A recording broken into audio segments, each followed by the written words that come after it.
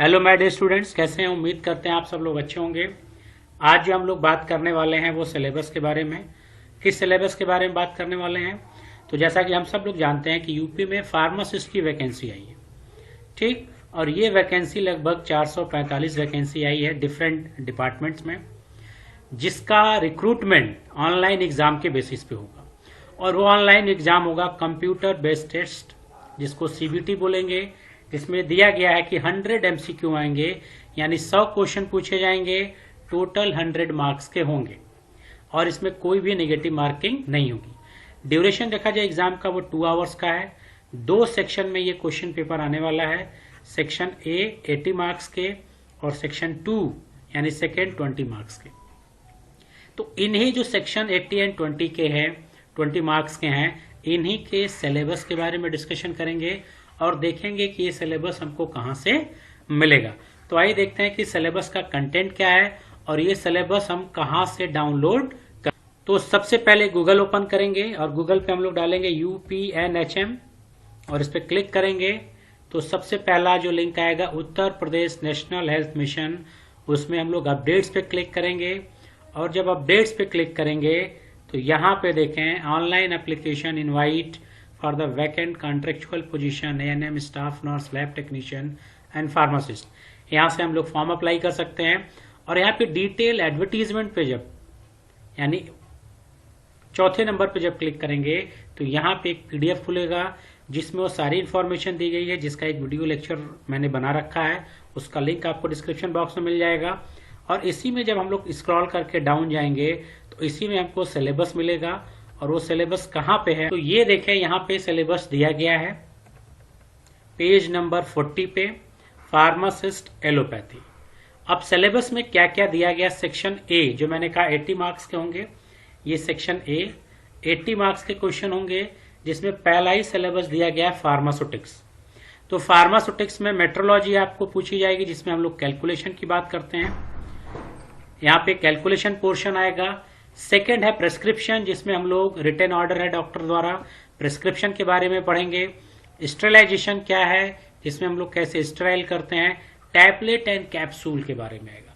तो फार्मास्यूटिक्स में आपने देखा कि calculation, prescription, sterilisation and tablet and capsule, ये सिलेबस हो गया फार्मास्यूटिक्स का।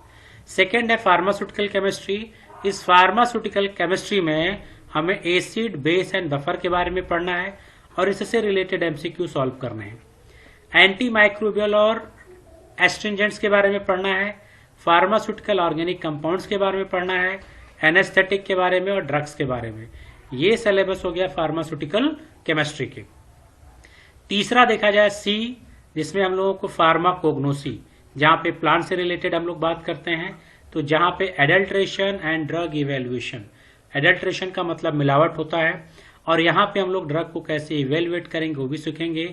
फार्मास्यूटिकल एड्स के बारे में पढ़ेंगे एंड मिसलेनियस ड्रग के बारे में। डी में देखा जाए तो बायोकेमिस्ट्री भी पढ़ना है, क्लिनिकल पैथोलॉजी है, ह्यूमन एनाटॉमी एंड फिजियोलॉजी। ये आपका भी पोर्शन फिर ऐड होगा, जिसमें बायोकेमिस्ट्री डिप्लोमा इन फार्मेसी में भी पढ़ाई जाती है, बैचलर ऑफ फार्मेसी में पढ़ाई जाती है। तो इनके बारे में फिर हम लोग पढ़ेंगे।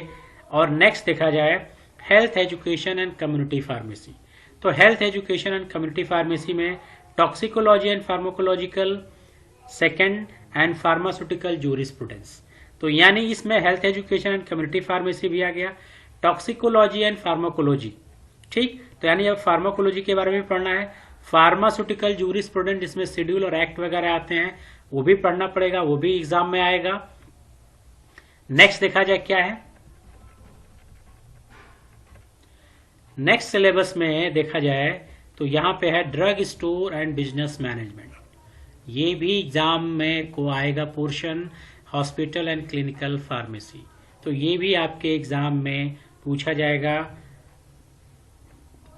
यानी कि अगर देखा जाए तो फार्मेसी का इंटायर सिलेबस कवर किया गया है, जिसमें फार्मास्यूटिक्स भी कवर किया गया है, ठीक, केमिस्ट्री भी कवर की गई है, ठीक, कोग्नोसी भी कवर की गई है, कोलॉजी भी कवर की गई है, जूरिस का भी पोर्शन ऐड किया गया है, ठीक, drug store and business management add किया गया है, hospital and clinical pharmacy add की गई है, ह्यूमन एनाटॉमी एंड पैथोफिजियोलॉजी भी ऐड की गई है।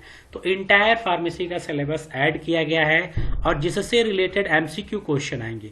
तो अब आप यहां से जब प्रिपरेशन स्टार्ट करेंगे तो MCQ question chapter wise solve करना शुरू करिए, और मैं भी कोशिश करूंगा कि आपको चैप्टर वाइज एमसीक्यू प्रोवाइड करूं जिससे आपको एग्जामिनेशन में हेल्प मिले।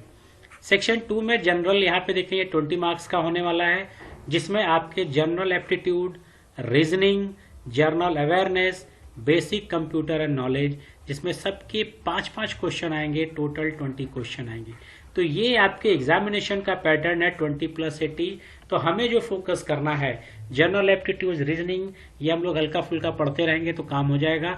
लेकिन ये जो 80 मार्क्स है जो आपका सिलेक्शन का क्राइटेरिया होगा, उस 80 मार्क्स को आपको फोकस करना है, क्योंकि अगर आपने डिप्लोमा किया है तो भी सारे सब्जेक्ट आपने पढ़े होंगे, और अगर आपने बी फॉर्म किया है तो भी सारे सब्जेक्ट्स पढ़े होंगे, और इन्हीं सब्जेक्ट, इन्हीं टॉपिक्स को पढ़ते हुए एमसीक्यूज हम लोग सॉल्व करते जाएंगे, और इसी एमसीक्यूज को सॉल्व करके एक प्रैक्टिस होगा जिससे आप आसानी से एग्जाम को क्रैक कर सकते हैं।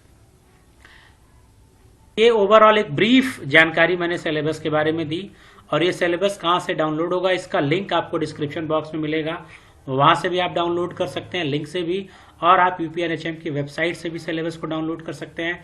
तो सिलेबस को डाउनलोड कीजिए, सिलेबस को देखिए और इससे रिलेटेड एमसीक्यू को सॉल्व करिए और इस एग्जामिनेशन को क्रैक करिए। Thank you.